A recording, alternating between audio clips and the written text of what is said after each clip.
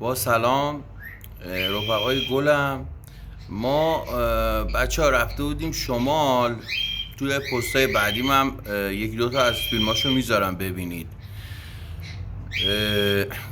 داخل شمال که شدیم ماسال، این مردمان بسیار خوبی داره، فضای خیلی عالی داره، ولی یکی دو مورد بود. این اتفاق چندین بار افتاده بود برای من و با رفقام هم صحبت کردم، برای اونا هم افتاده بود. میخوام بگم که شاید ایشالله به گوش اون افراد برسه و دیگه این کار رو انجام ندن. خودشون میان میگن آقا مثلا مسافرها میان شمال آشغال میریزن و فلان و اینا، ناراحتی میکنن و درستم میگن و من سعی میکنم همیشه رعایت کنم. اینم از طرف بچه‌هایی که توی کرج و تهران و این ور اون ور و جای دیگه ایران زندگی میکنن میرن اونجا. آقا ما رفتیم اونجا ماسال و روستای کوچکال، ما اونجا بودیم. خیابوناش خیلی کوچیک بود، ارزش کم بود، یه ماشین میومد یه ماشین میرفت و پر گاو و اینا بود و بس مراقب میدیم کسی نه، چون فقط یک ماشین میتونست بره و یک ماشین بیاد، یعنی اگه حواست نبود شاخ به شاخ میزدی بهشون. ما داشتیم میرفتیم، یه آقای وسط خیابون بود، بعد ما هم داشتیم میادم، سرعت هم خب کم نیست دیگه، 70-80 تا سرعت حداقل، برو تا 120-130 تا.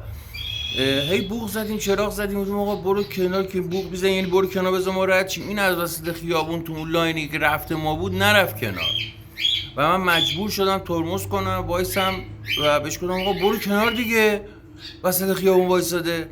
خب خیلی هم خوب، شما هم همینجوریه دیگه. بعد یه دفعه گفت چی؟ اینجا محل ماست، تو محل ما من اینجوری صحبت میکنیم؟ شروع کرد بعد و بیرا و اینا. خب من و همه مسافرایی که میرن اونجا میرن برای تفریح، برای لذت، برای اینکه روحیه‌شون عوض بشه، حالشون خوب بشه، یه پولی هم نصیب اونا بشه، اونا هم بالاخره حالشون خوب بشه و اینا. ما از کنارش رد شدیم رفتیم دیگه، ناگزیر. بعد یه بار دیگه هم یه دفعه دیگه اومدیم همین خیابونو، یه همچه خیابونی اومدیم برگردیم، دور بزنیم برگردیم. اومدم که برگردم، یه آقایی وایساده بود کنار خیابون، عرض خیابونم کم. اومدم دور بزنم، دیدم وایساده اونجا خشک، تکون نمیخوره. بهش گفتم ببخشید آقا میشه لطف کنید یه ذره تشریف ببرید اون ورتر، من رد دور بزنم. گفت سی تو محل ما؟ برو بابا، اینجا محل ماست. باز شروع کرد واقعا فوش بد و بیراه ها. من رفتم جلوتر، دور زدم، برگشتم رفتم. بعد یه بار دیگه هم رفتیم، تو همون دفعه رفتیم قابلمه بخریم. یه دفعه خانم من قابلمه رو دید کنار خیابون، من ترمز کردم پیاده شدم برم، آره قابلمه فروشه گفت کسی که بهش پولم دادیم اتفاقا گفت چی تو محل ما اینجوری ترمز میکنی؟ اینجا محل ما دیگه اینجوری ترمز نکنی و فلان بیسار بعد و بیرا و فلان و اینا. یه لحن خیلی زشتی، یعنی دو بارش فوش دادن، یه بارش با لحن خیلی بدی صحبت کردن. خب آقا مگه شما میایید کرج، میرید تهران، میرید قزوین، میرید این ور اون ور، کسی به شما میگه اینجا محل ماست؟ ما الان تو همین مجتمع خودمون 3-4 تا شمالی داریم که اون یکشون واقعا چند وقت پیش برگشت همونجا دوباره شهر خودشون. مگه ما به اینا میگیم اینجا محل ماست؟ یواش برو یواش بیا، بعد بیرا میگیم.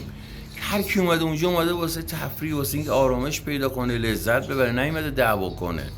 محل شما مال شما، ما اصلا کاری نداریم. ولی این زشته، این فرهنگ غلطه. همونطوری که مسافرها میان اونجا آشغال میریزن غلطه. بعضی از شمالیا، همه شمالیا ما همیشه از اونا خوبی میبینیم و خوبی بهشون میکنیم. یه عده خیلی محدودیشون که انشالله اونا هم درست بشن، مثل همونایی که آشغال میریزن که انشالله نریزن، زشته. مثلا فرض کن یارو با این همه زن و بچه‌ش و فلان و اینا اومده بابت یه دور زدن بهش توهین کنی و اینا. موفق باشید، انشالله روزای خوبی داشته باشید.